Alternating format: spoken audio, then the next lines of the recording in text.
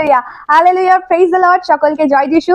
ঈশ্বরের সন্তানেরা, আমি আশা করি আপনারা সকলে ভীষণ ভালো আছেন এবং ঈশ্বরের সাথে নিজেদের সম্পর্ককে আরো বেশি করে মজবুত করছেন। Hallelujah, praise the Lord. ঈশ্বরের প্রিয় সন্তানেরা, আজ ঈশ্বরের উপস্থিতি আমাদের জীবনে অনেক বেশি গুরুত্বপূর্ণ। আজ খাওয়া দাওয়া, চাকরি বাকরি সমস্ত কিছুর পাশাপাশি ঈশ্বরকে সব থেকে বেশি করে আমাদের জীবনে প্রয়োজন।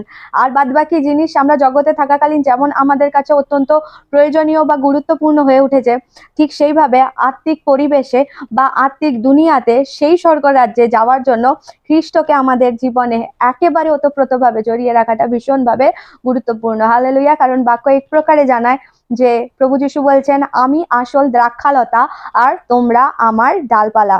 সুতরাং আমাকে ছাড়া তোমরা কিচ্ছু করতে পারবে না, আর আমাকে ছাড়া তোমরা কোনো ফলও নিয়ে আসতে পারবে না। হালেলুয়া। তাই আমাকে যদি ফল আনতে হয় জীবনে, তাহলে আমাকে অবশ্যই সেই খ্রিস্টের সাথে যুক্ত থাকতে হবে। তা না হলে আমরা কেউ ফল আনতে পারবো না। কারণ আমরা জানি ফল আনার ইচ্ছা বা ফল আনার যে আশাটা, সেটা আমাদের সকলের জীবনে আছে। ছোট থেকে বড় আমরা সকলেই চাই যে আমাদের জীবনে ফল দেখা যাক। হালেলুয়া। ঠিক সেই জন্য আমরা অনেক পরিশ্রম করি, কিন্তু আমরা কোনো মতে সফল হতে পারি না। হালেলুয়া। কিন্তু যে মুহূর্ত আমরা খ্রিস্টকে জানি, সেই সত্য ঈশ্বরকে জানি, সেই সত্য ঈশ্বর আমাদেরকে শেখান যে তুমি কিভাবে চলবে আর কিভাবে চললে তোমার জীবনে সত্যিকারের ফল ধরবে। আমেন। হালেলুয়া। তো আসুন আজকে আমরা মূল প্রচারের দিকে যাই, এবং তার আগে অবশ্যই আমরা সেই খ্রিস্টের কাছে নিজেকে সমর্পিত করব। আমরা প্রার্থনা করব যাতে আমরা সেই ঈশ্বরের ইচ্ছা অনুসারে চলতে পারি এবং তার উদ্দেশ্যকে আমরা জানতে পারি এবং আমাদের জীবনে অনেক ফল আনতে পারি, এবং আমাদের কান্নাগুলো যেন তার কাছে গিয়ে পৌঁছায়, আমাদের কষ্টগুলো, আমাদের প্রার্থনাগুলো যেন তার কাছে গিয়ে পৌঁছায়, এবং তিনি যেন আমাদের সেই প্রার্থনার উত্তর দেন, সেই কান্নার উত্তর দেন। আমেন। হালেলুয়া। আসুন আমরা চোখকে বন্ধ করি এবং স্বর্গের মহান ঈশ্বরের সম্মুখে আমরা উপস্থিত। তোমাকে ধন্যবাদ করি প্রভু, যে জায়গায় কখনো যাওয়া আমাদের পক্ষে সম্ভব ছিল না, যে ঈশ্বরকে জানা কখনো আমাদের পক্ষে সম্ভব ছিল না, সেই ঈশ্বর প্রভু যিশু, তোমাকে আমরা জানতে পেরেছি আমাদের নিজেদের কোনো ভালো কাজের জন্য নয় প্রভু, কিন্তু তোমার দয়ার জন্য, তোমার করুণার জন্য তুমি আমাদেরকে তোমার নিজেকে তুমি আমাদের কাছে প্রকাশ করেছো প্রভু। আমরা যে মিশরীয় জীবনে পড়েছিলাম প্রভু, যে জীবনে আমাদের কষ্ট যন্ত্রণা আমাদেরকে পুরোপুরিভাবে একেবারে বন্দি করে রেখেছিল, পাপ স্বভাব আমাদেরকে বন্দি করে রেখেছিল, সেখান থেকে বাঁচা, সেখান থেকে বেরিয়ে আসা প্রভু আমাদের কারোর পক্ষে কখনো সম্ভব ছিল না। কিন্তু প্রভু তুমি আমাদেরকে সাহায্য করেছো প্রভু, তুমি আমাদের সেই শিকল ছিঁড়ে তুমি আমাদেরকে বের করে নিয়ে অনন্ত অনন্ত জীবনের পথে তুমি আমাদেরকে চালিত করেছো প্রভু। তার জন্য তোমাকে ধন্যবাদ করি প্রভু। আমি বিশ্বাস করি প্রভু, আমরা যখন কান্নায় ভেঙে পড়ে তোমার কাছে প্রার্থনা করি, হালেলুয়া, আমাদের জীবনের জন্য যখন তোমার কাছে প্রার্থনা করি প্রভু, আমাদের লজ্জাকে কলঙ্ককে দূর করার জন্য প্রভু যখন আমরা প্রার্থনা করি, আমরা ন্যায় পাওয়ার জন্য প্রভু, আমাদের সাথে যখন কোনো অন্যায় হয়, আমাদের সাথে যখন কোনো কিছু খারাপ হয়, তখন আমরা ন্যায়ের জন্য আমরা যখন তোমার কাছে প্রার্থনা করি কেঁদে, তখন তুমি সেই কান্নায় উত্তর দাও। কারণ তুমি বলেছো তুমি আমার চোখের মণি, তোমার চোখের জলগুলো আমি সেই কুপিতে ভরে রাখি। Hallelujah hallelujah. প্রভু তুমি কত মহান প্রভু। এই দুনিয়াতে আমাদের চোখের জলের কেউ দাম দেয় না, এই দুনিয়াতে কেউ আমাদের চোখের জলকে কেউ কখনো গুরুত্ব দেয় না প্রভু, দাম দেয় না, কিন্তু প্রভু তুমি এমন পিতা, তুমি আমাদের সেই চোখের জলকে তোমার কুপিতে ভরে রেখে দাও প্রভু। তোমাকে তার জন্য ধন্যবাদ করি। আমি বিশ্বাস করি প্রভু আজকের এই প্রচারের দ্বারা তুমি আমাদের সকলের সাথে কথা বলবে, এবং আজকে আমরা আরো নতুন কিছু শিখবো, জানবো। পবিত্র আত্মা, সেই জন্য তুমি আমাদেরকে সাহায্য করো। সমস্ত কিছুর ভার পবিত্র আত্মা তোমারই হাতে দিই, সম্পূর্ণরূপে নিজেদেরকে তোমার হাতে সমর্পণ করি, সমর্পিত করি। এই দেহ, মন, প্রাণ, আত্মা, মুখ, শব্দ সবকিছুকে পবিত্র আত্মা তোমার হাতে দিই। তুমি আমাদেরকে সেইভাবে চালিত করো। হালেলুয়া। এই বাক্যের দ্বারা আমরা যেন 30 নয়, 60 নয়, 100 গুণ ফসল আমাদের জীবনে আনতে পারি। এই প্রার্থনা খ্রিস্ট যিশু তোমার নামে চাই। আমেন। ঈশ্বরের সন্তানেরা, আজকে আমরা যে বিষয় নিয়ে শুনবো বা জানবো, সেই বিষয়টা সম্পূর্ণ আলাদা একটা টপিক। হালেলুয়া। এবং আমরা এতদিন ধরে অনেক কিছু বিষয় শুনেছি। আমরা বিশ্বাসের প্রার্থনাকে দেখেছি, আমরা ঘোষণাকে দেখেছি, আমরা অনেক বিষয় দেখেছি। আজকে আমরা শুনবো, আজকে আমরা জানবো যে কান্নায় আশীর্বাদ কি করে পাওয়া যায়। প্রচারের টাইটেল হলো কান্নায় আশীর্বাদ। Hallelujah hallelujah. এই টপিকটাকে কখনো হালেলুয়া আপনারা অন্য কোনো রকম ভাবে অন্য কোনো পদ্ধতিতে আপনারা কেউ ভাঙবেন না, দোমড়াবেন না, মোচড়াবেন না। কারণ এমন নয় যে আমাদের ঈশ্বর, সর্বদা বলি, ন্যায়ের ঈশ্বর, তিনি সত্য ঈশ্বর। এমন কোনো বিষয় নিয়ে আপনি কেঁদে প্রার্থনা করবেন না যেটা ন্যায্য নয়। হালেলুয়া। এমন কোনো বিষয় নিয়ে আপনি চোখের জল ফেলবেন না যেটা ঈশ্বরের চোখে খারাপ, ঈশ্বরের চোখে ভালো নয়। এমন কোনো বিষয় নিয়ে আপনি কখনোই প্রার্থনা করবেন না ঈশ্বরের কাছে কেঁদে। কারণ এই বিষয়গুলো আপনাকে প্রথমেই প্রচারের পূর্বে বলে রাখি যে বিষয়টা আপনি প্রার্থনা করছেন সেটা যদি ন্যায্য না হয়, সেটা যদি অসৎ উদ্দেশ্য নিয়ে হয়, তাহলে সেই বিষয়ে আপনি ঈশ্বরের কাছে শুধুমাত্র চোখের জলটাই ওয়েস্ট করবেন। আপনি ঈশ্বরের কাছ থেকে কোনো রকম ভাবে হ্যাঁ আর আমিন দ্বারা উত্তরকে দেখতে পাবেন না আপনার জীবনে। Amen, hallelujah. তো আমরা জানবো যে কিভাবে, কেন কান্না কেঁদে প্রার্থনা করলে আমাদের জীবনে ঈশ্বর উত্তর আনেন বা উত্তর দেন। হালেলুয়া। ঈশ্বরের কাছে, ঈশ্বরের সম্মুখে, ঈশ্বরের সিংহাসনের সামনে যখন আমরা কাঁদি তখন কি হয় বা কেন ঈশ্বর উত্তর দেন, আমরা সেগুলো দেখব। বাইবেলে আমরা যদি দেখি, এরকম অনেক ভবিষ্যৎ বক্তা বা অনেক নবী বা অনেক ব্যক্তিত্ব আছে যারা ঈশ্বরের কাছে নিজেদের প্রার্থনাকে কান্নার দ্বারা উপস্থাপন করেছে এবং তারা তাদের জীবনে উত্তরকে, ঈশ্বরের দেওয়া উত্তরকে দেখেছেন। Amen, hallelujah. তো আমি মাত্র চারজন ব্যক্তিত্বকে আমি আজকে তুলে ধরবো, যার মাধ্যম দিয়ে আমরা দেখব যে তারাও তাদের প্রার্থনাকে ঈশ্বরের সম্মুখে কেঁদে কিভাবে রেখেছেন এবং তার পরিবর্তে ঈশ্বর কিভাবে তাদের সেই চোখের জলের উত্তর আনন্দের সাথে তাদেরকে দিয়েছে। Amen, hallelujah. তো প্রথম যে ব্যক্তিত্ব যার নাম বলি, তিনি হলেন হান্নার কান্না। হালেলুয়া। হান্নার কান্না যদি আমরা বাইবেল দেখি তাহলে সেখানে অবশ্যই আমরা দেখতে পাবো, আপনার কাছে বাইবেল থাকলে অবশ্যই আমার সাথে বাইবেল খুলতে পারেন, সেখানে প্রথম শামুয়েল তার 1 অধ্যায়ে 10 থেকে 11 নম্বর পদ যদি দেখি, সেখানে বাইবেল কি বলছে, বাক্য কি বলছে আমরা। শামুয়েল তার 1 অধ্যায়ে 10 থেকে 11 নম্বর পদে এই প্রকারে বাক্য জানাচ্ছে যে মনের কষ্টে হান্না সদাপ্রভুর কাছে খুব কেঁদে কেঁদে প্রার্থনা করতে লাগলেন। তিনি সদাপ্রভুর কাছে মানত করে বললেন, হে সর্বক্ষমতার অধিকারী সদাপ্রভু, তুমি যদি তোমার এই দাসীর মনের কষ্টের দিকে চেয়ে দেখো এবং আমার প্রতি মনোযোগ দাও আর আমাকে ভুলে না গিয়ে যদি তোমার এই দাসীকে একটা ছেলে দাও, তবে সারা জীবনের জন্য আমি তাকে তোমার উদ্দেশ্যে দান করব, তার মাথায় কখনো খুর লাগানো হবে না। আমেন। যদি আমরা বাক্য দেখি, এই বিষয়ে যদি ঘটনাটা জানি, তাহলে সেখানে দেখতে পাবো যে হান্না নামে যে মহিলা ছিলেন, যে স্ত্রী ছিলেন, সেই হান্নার কোনো সন্তান ছিল না এবং সেই কারণে সে অনেকের থেকে লাঞ্ছনা পেত, তাড়িত হতো, লাঞ্ছিত হতো। হালেলুয়া। এবং সেই জন্য তার মনে কষ্টটা প্রচুর পরিমাণে ছিল এবং সে হয়তো এরকম হয়নি, প্রথমবার হয়নি, সে হয়তো এরকম অনেকবার হয়েছে যে যখন সে সদাপ্রভুর কাছে গেছে, তখন এর আগেও সে অনেকবার প্রার্থনা করেছে যে প্রভু, তুমি কেন আমাকে একটা সন্তান দাওনি, কেন আমাকে পুত্রের সুখ বা সন্তানের সুখ অনুভব করতে দাওনি, আমি কি দোষ করেছি, তুমি কেন এরকম করেছো, তুমি তো ঈশ্বর, তুমি কি আমার কষ্ট দেখতে পাচ্ছ না? এরকম ভাবে হয়তো এর আগে অনেকবার হান্না ঈশ্বরের সম্মুখে গিয়ে ঈশ্বরের কাছে নিজের কথাকে রেখেছে। কিন্তু এইবারে এমন কি হলো যে ঈশ্বর তার কথার বা তার প্রার্থনার উত্তর দিলেন।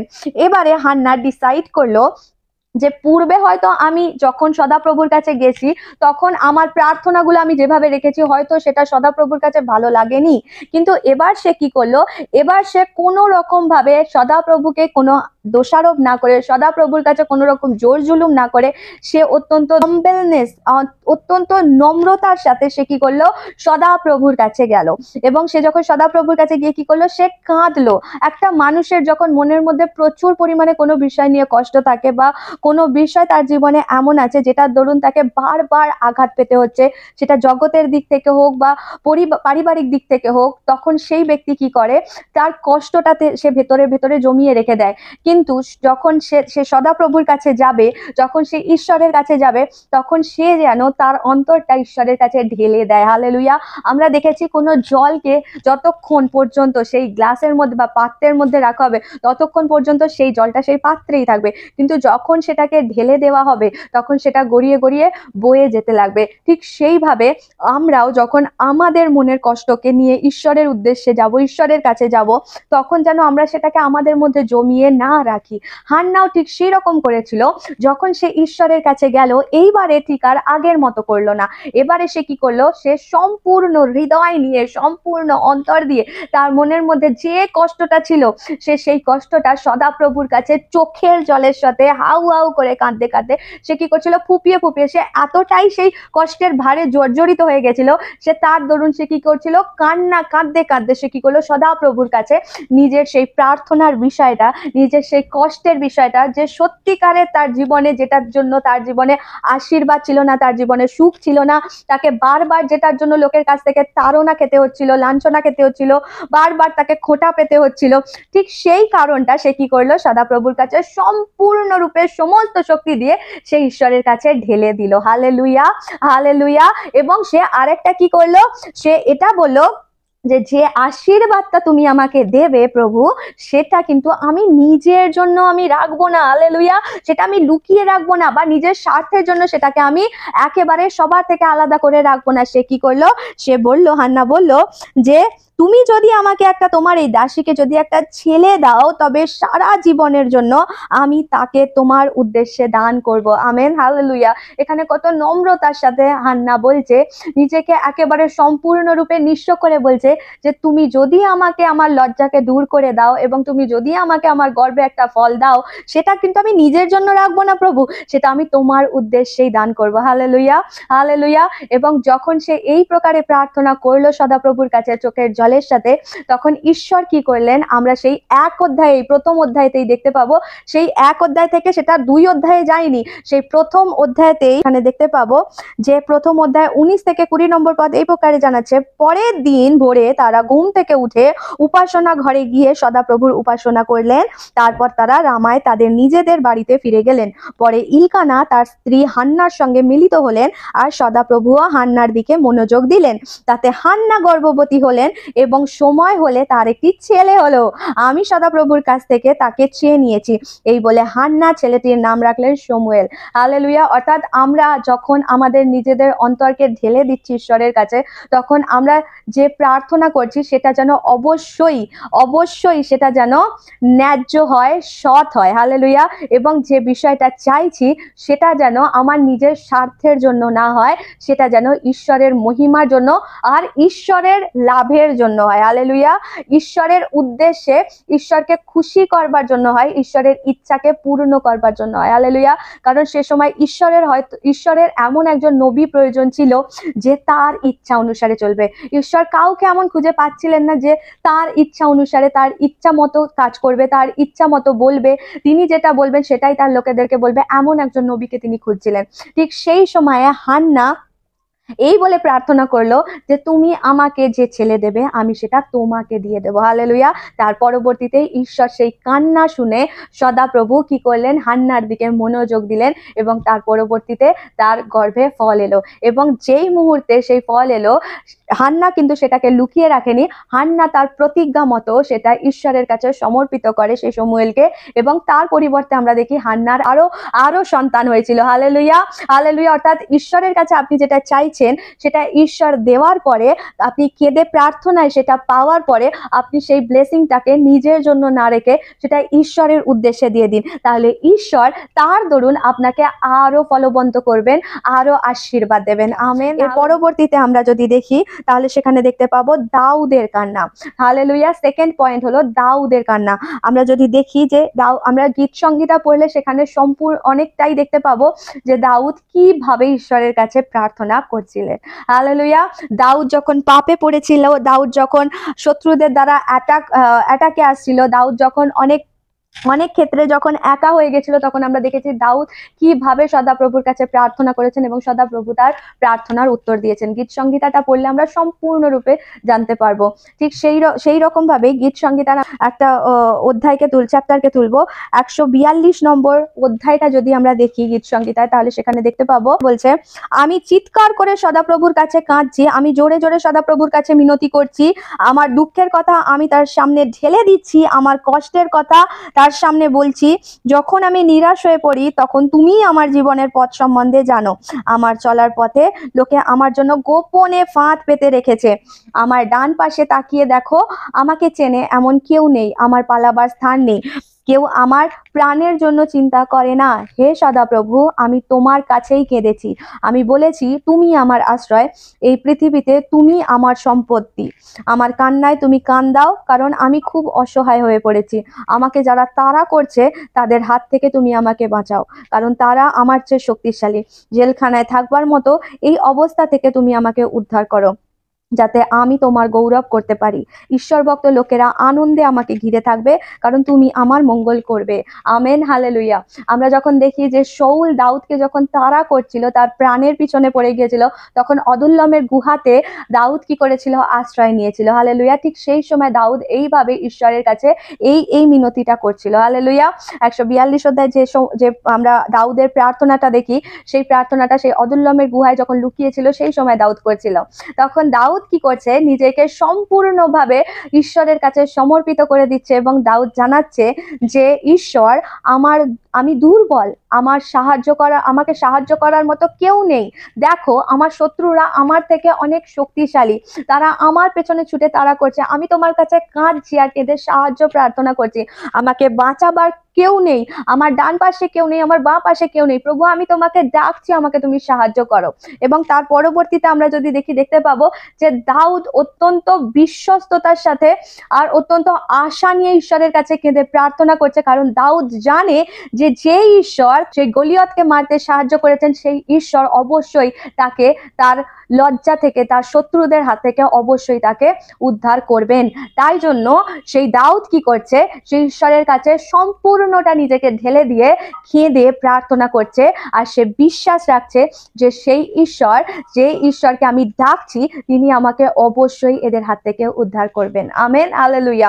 সুতরাং আমরা যখন কেঁদে প্রার্থনা করছি, এটা আমাদের কাছে আশা অত্যন্তভাবে রাখা প্রয়োজন আমাদের অন্তরে, যে আমি আমার সমস্ত অন্তর ঢেলে দিয়ে যখন কেঁদে ঈশ্বরের কাছে প্রার্থনা করছি, তখন আমাকে বিশ্বাস রাখতে হবে যে তিনি আমাকে, আমার পিছনে যে তাড়া করে আসা শত্রুরা আমাকে ছিঁড়ে খাওয়ার জন্য তাড়া করে বেড়াচ্ছে, যে সকল শত্রুরা আমাকে শেষ করে দেওয়ার জন্য আমাকে তাড়া করে বেড়াচ্ছে, যে সকল শত্রুরা আমাকে একেবারে ধুলোয় মিশিয়ে দেওয়ার জন্য তাড়া করে বেড়াচ্ছে, তারা কখনোই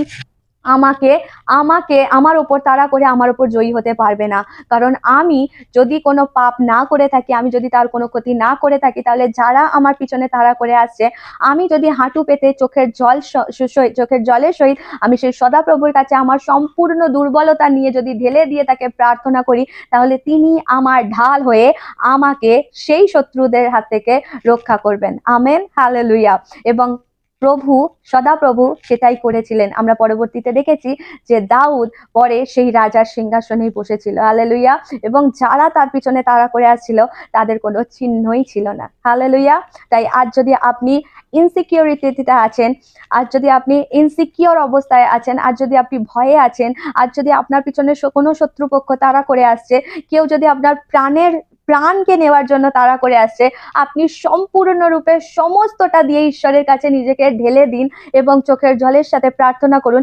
ঈশ্বর ঢাল হয়ে আপনাকে রক্ষা করবেন। হালেলুয়া। এবং বিশ্বাস রাখুন, কোনো মানুষ নয়, সেই সদাপ্রভুই আপনাকে তার পালকের নিচে ঢেকে রাখবেন এবং আপনাকে সেই শত্রুদের চোখের সামনেও আসতে দেবে না এবং তাদের হাতেও পড়তে দেবে না। আমেন। কোনো মানুষ আপনাকে রক্ষা করতে পারুক আর না পারুক, সেই সদাপ্রভু আপনাকে রক্ষা করার ক্ষমতা তার আছে। হালেলুয়া। তিনি রাখেন। হালেলুয়া। আপনাকে রক্ষা করার ক্ষমতা। হালেলুয়া।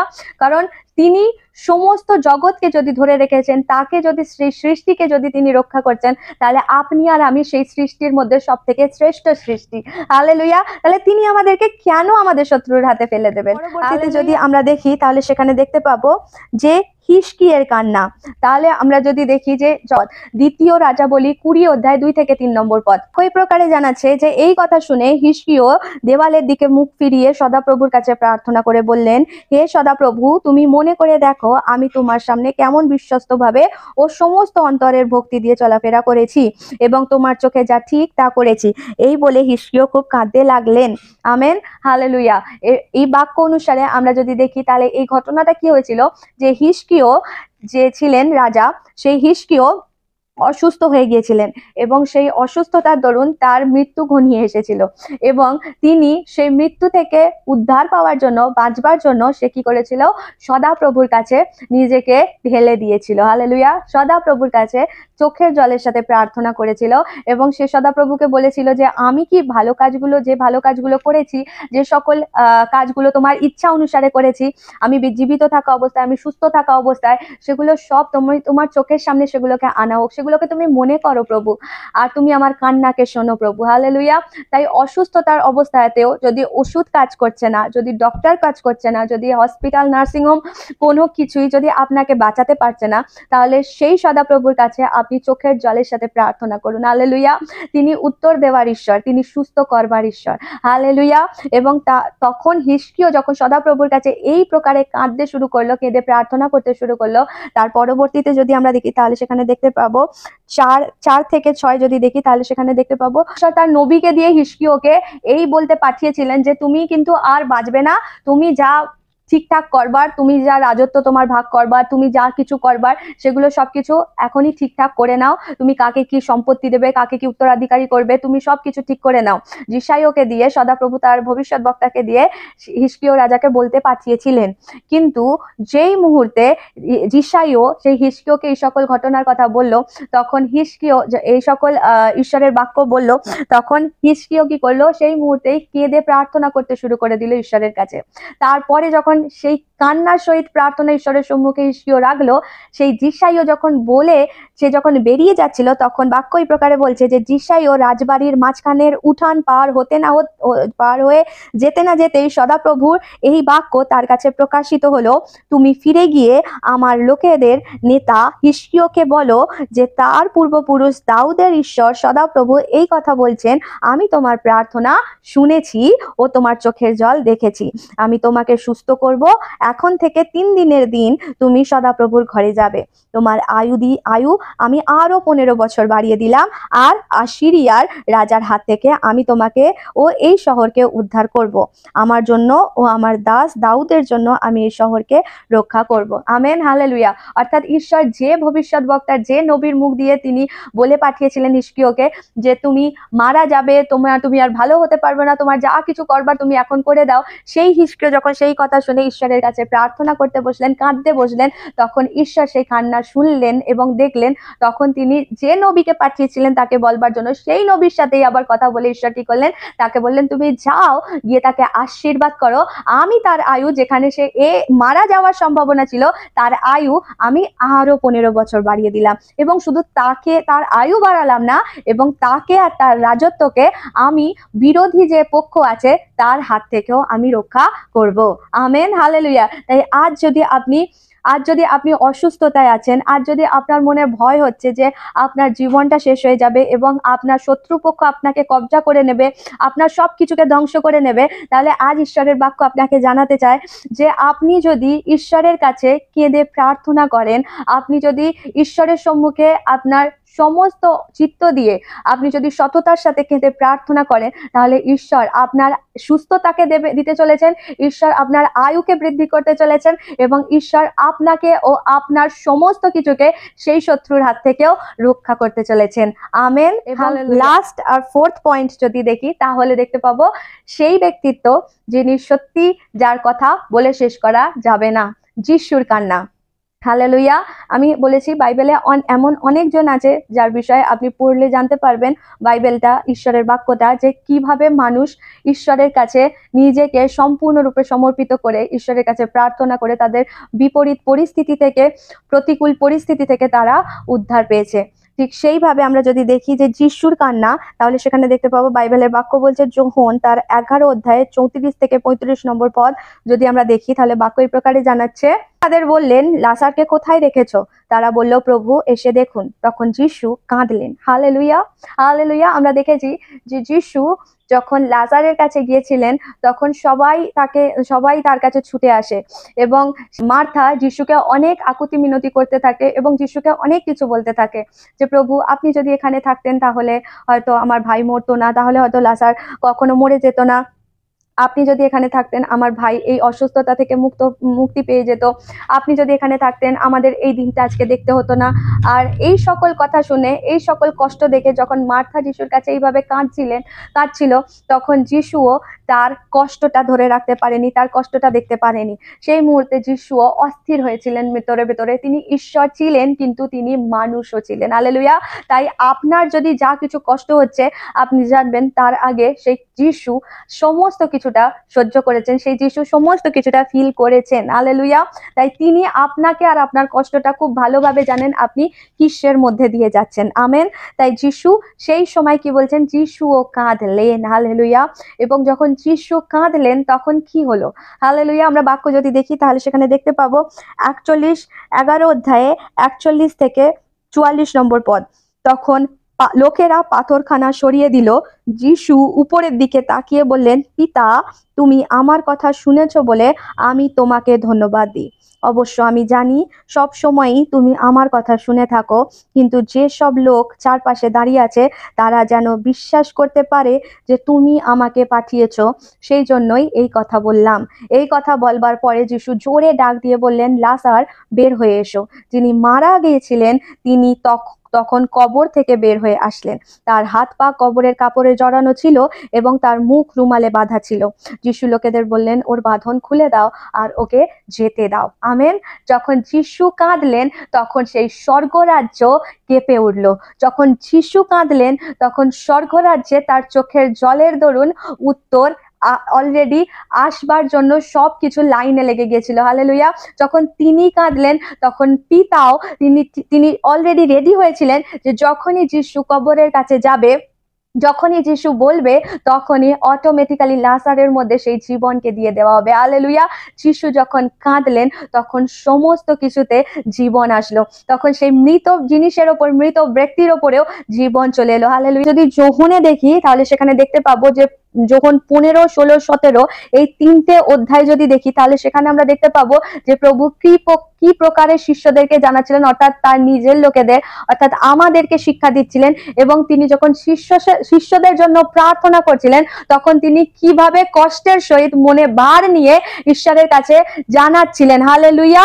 এবং তিনি সমস্ত কিছু সেই 15, 16, 17 অধ্যায় তিনি সম্পূর্ণটা ডেসক্রাইব করে দিয়েছিলেন। হালেলুয়া। কি হতে পারে, কি হবে, সমস্তটাই তিনি বলেছিলেন। এবং যদি সেই সাথে আমরা দেখি যে ইব্রিয় তার 5 অধ্যায়ে 7 নম্বর পদ, তাহলে সেখানে দেখতে পাবো যিনি তাকে মৃত্যুর হাত থেকে রক্ষা করতে পারতেন সেই ঈশ্বরের কাছে যিশু এই জগতে থাকবার সময় জোরে চিৎকার করে কেঁদে অনুরোধ করেছিলেন এবং ভিক্ষা চেয়েছিলেন।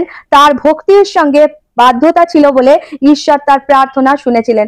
আজকে ঈশ্বরের প্রিয় সন্তানেরা, আমি জানাতে চাই খ্রিস্ট যিশু যিনি নিজেই ঈশ্বর, যিনি নিজেই ঈশ্বরের পুত্র, সেই খ্রিস্ট কি বলছেন, সেই খ্রিস্টের বিষয়ে বাইবেল আমাদেরকে দেখাচ্ছে যে তিনিও বাধ্যতার সাথে, সেই কষ্টের মধ্যেও বাধ্যতার সাথে ছিলেন বলে তার প্রার্থনায়, তার কান্নায় স্বর্গ থেকে উত্তর দেওয়া পাঠানো হয়েছিল। হালেলুয়া। তিনি কষ্টের মধ্যেও, তিনি সমস্ত প্রলোভনের মধ্যেও তিনি বাধ্য হয়েছিলেন বলে স্বর্গ থেকে তার কান্নায়, তার প্রার্থনায় উত্তর দেওয়া হয়েছিল। হালেলুয়া। তিনি আজকে আমাদের সকলকে এইভাবে শেখাতে চাইছেন যে এই সকল প্রার্থনার বিষয়, এই সকল ব্যক্তিদের কান্নার মাধ্যম দিয়ে আজকে ঈশ্বরের সন্তানেরা বাক্য আপনাকে এভাবে জানাতে চায়, প্রচার আপনাকে এভাবে জানাতে চায় যে যতজন ব্যক্তি ঈশ্বরের কাছে কেঁদেছে, প্রার্থনা করেছে, তারা নিজের স্বার্থর জন্য নয়, তারা শুধুমাত্র সৎ উদ্দেশ্যে ঈশ্বরের মহিমাকে প্রকাশ করবার জন্য এবং ঈশ্বরের উদ্দেশ্যকে পূর্ণ করবার জন্য তারা নিজেদের প্রার্থনাকে ঈশ্বরের সম্মুখে রেখেছে। হালেলুয়া। আজ আপনি আর আমি অবশ্যই আমাদেরকে যাচাই করা খুব প্রয়োজন যে যখন আমি প্রার্থনায় বসে ঈশ্বরের সম্মুখে চোখের জল ফেলছি, যখন আমি ঈশ্বরের কাছে কেঁদে আমার বিষয়গুলো রাখছি, তখন সেই সকল বিষয়ের মধ্যে এমন কোনো জিনিস নেই তো যেটা ঈশ্বরের ইচ্ছাকে পূর্ণ করে না? এমন কোনো জিনিস নেই তো যেখানে শুধুমাত্র আমারই স্বার্থ আছে, ঈশ্বরের কোনো সেখানে ইচ্ছা নেই, বা ঈশ্বরের কোনো খুশি বা আনন্দ করা, ঈশ্বরকে আনন্দ করার মতো কোনো বিষয় নেই? আজকে আমাদের এই সকল জিনিসগুলোকে ফাইন্ড আউট করা খুব প্রয়োজন যে আজ আমি আর আপনি যা কিছু চাইছি আমাদের প্রার্থনায়, আমার প্রিয় ভাই বোনেরা, আমাদের অবশ্যই করে যাচাই করতে হবে যে সেখানে শুধুমাত্র আমারই স্বার্থ আছে না সেই প্রার্থনাতে ঈশ্বরেরও কিছু লাভ আছে, ঈশ্বরেরও খুশি আছে, ঈশ্বরেরও আনন্দ আছে। বাক্য পরিষ্কারভাবে জানাচ্ছে সেই খ্রিস্ট ঈশ্বরের পুত্র, সেই খ্রিস্ট নিজেই ঈশ্বর। হালেলুয়া। যার হাতে সমস্ত কিছু আছে, যার অধীনে সবকিছু আছে, সেই খ্রিস্ট অত্যন্ত কষ্টের মধ্যে, অত্যন্ত বাধ্যতার সাথে সে ছিলেন পৃথিবীতে। হালেলুয়া। এবং তার ফলস্বরূপ তিনি যখনই প্রার্থনা করতেন, তিনি যখনই ঈশ্বরের কাছে কিছু বিষয়ে চাইতেন, তখনই পিতা তার সেই প্রার্থনায়, তার সেই কথা অনুসারে তাকে উত্তর পাঠিয়ে দিতেন। হালেলুয়া। আজ আমি আর আপনি যদি সেইভাবে ঈশ্বরের সম্মুখে প্রার্থনা করছি, ঈশ্বরের সম্মুখে চোখের জলের সাথে প্রার্থনা করছি, তাহলে ঈশ্বর অবশ্যই আপনাকে আর আমাকে দিতে তা দেরি করবেন না। হালেলুয়া। কিন্তু আমাদেরকে লক্ষ্য রাখতে হবে তাতে স্বার্থ মেশানো নেই তো। সেই লজ্জা থেকে যেখান থেকে আমি মুক্ত হতে চাইছি, সেটা কি শুধুই আমার মহিমার জন্য বা আমার অহংকারের জন্য? সেই লজ্জা থেকে আমি মুক্ত হতে চাইছি যেখান থেকে আমি বেরিয়ে আসার আমার কোনো চান্সই নেই, যেখান থেকে বেরিয়ে আসা আমার পক্ষে সম্ভব নয়, সেই লজ্জা থেকে আমি বেরিয়ে আসতে চাইছি। অথচ যখন বেরিয়ে আসবো, তখন সেখান থেকে বেরিয়ে আসার পরে শুধু কি আমার অহংকারই দেখা যাবে? শুধু কি আমি গর্ব করবার জন্য সেখান থেকে বেরিয়ে আসবো, সেই জন্যই কি আমি ঈশ্বরের কাছে চাইছি? নাকি ঈশ্বরের মহিমাকে যেন প্রকাশ করা যায়, ঈশ্বরকে যেন বড় করা যায়, ঈশ্বরের নামকে যেন উচ্চকৃত করা যায়, আমি সেই কারণে ঈশ্বরের কাছে চাইছি যে তুমি আমাকে সেই লজ্জা থেকে বার করো। আজ আমি একটা আশীর্বাদ চাইছি শুধুমাত্র কি আমার নিজের অহংকারের জন্য, নিজের স্বার্থকে চরিতার্থ করার জন্য, নাকি সেখানে দেখা যাচ্ছে যে ঈশ্বর তোমার উদ্দেশ্য সেখানে পূর্ণ হোক, তোমার ইচ্ছা সেখানে পূর্ণ হোক, সেইটা দেখে, সেইটাকে ভেবে চিন্তে আমি ঈশ্বরের কাছে চাইছি। আজ ঈশ্বরের প্রিয় সন্তানেরা, আমি এখানেই এই বিষয়কে রাখছি এবং আপনাদেরকে আমি ভাববার সময় দিচ্ছি। পবিত্র আত্মা আপনাদের সাথে কথা বলুন, পবিত্র আত্মা আপনাদেরকে জানাক যে আমি আর আপনি আর যে সকল বিষয় প্রেয়ার পয়েন্টে লিখে রেখে প্রার্থনা করবার জন্য রুমে গিয়ে প্রার্থনা করছি, সেই সকল বিষয়ের মধ্যে আপনার আর আমার স্বার্থ লুকিয়ে নেই তো? সেখানে ঈশ্বরের মহিমা আছে তো? হালেলুয়া। ঈশ্বর আপনাদের সকলকে আশীর্বাদ করুন। God bless you. দেখা হবে পরবর্তী একটা সুন্দর ঈশ্বরের বাক্যের সাথে। ততক্ষণ ভালো থাকবেন, সুস্থ থাকবেন এবং ঈশ্বরের সাথে নিজেদের সম্পর্ককে আরো বেশি করে শক্তিশালী করে তুলতে থাকবেন। জয় যিশু।